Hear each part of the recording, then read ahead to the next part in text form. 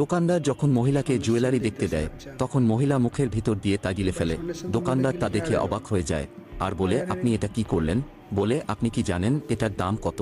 এরপরে দোকানদার সিকিউরিটিকে ডাকতে থাকে আর বলে সে আমার হার গিলে ফেলেছে। তখন একজন লোক ওইখানে চলে আসে আর বলে, এই নিন আপনার হারের দাম, যেটা এই মহিলাটি গিলে ফেলেছে। দোকানদার বলে, ওটার দাম তো অনেক। সে বলে, এখানে যা টাকা আছে তা তোমার হারের চেয়ে বেশি। মহিলা বলে, আপনাকে অনেক ধন্যবাদ যে আপনি সময় মতো এসেছেন। সে বলে, ধন্যবাদ লাগবে না, তোমার যত মন চায় খাও, টাকা আমি দেব। তখন মহিলা লোকটিকে ধন্যবাদ জানিয়ে স্বর্ণ খাওয়া শুরু করে দেয়। লোকটি যখন দোকানদারকে টাকা দেয়, দোকানদার বলে সে তো অনেক সোনা খেয়ে ফেলেছে কিন্তু টাকা অনেক কম। তখন লোকটি তার পকেট থেকে আরও 2 বান্ডিল টাকা বের করে দেয়। তখন দোকানদার বলে, এখন ঠিক আছে। এরপর তারা দুজন দোকান থেকে বের হয়ে যায় আর মুখ থেকে সব স্বর্ণ বের করে নেয়।